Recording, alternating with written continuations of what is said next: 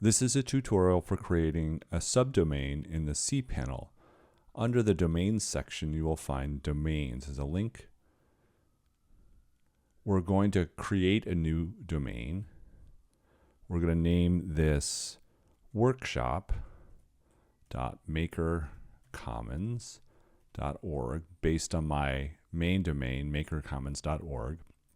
It's going to ask if you want to create a directory with the same name, and we'll let it do that. We're just going to say submit.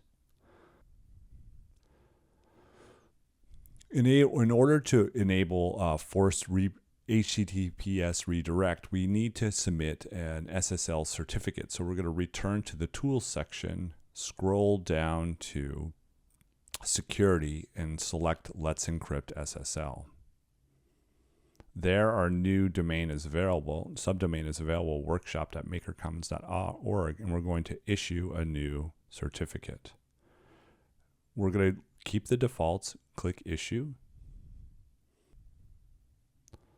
We'll go back, and now we can return to the Domain section and turn on Force HTTPS Redirect.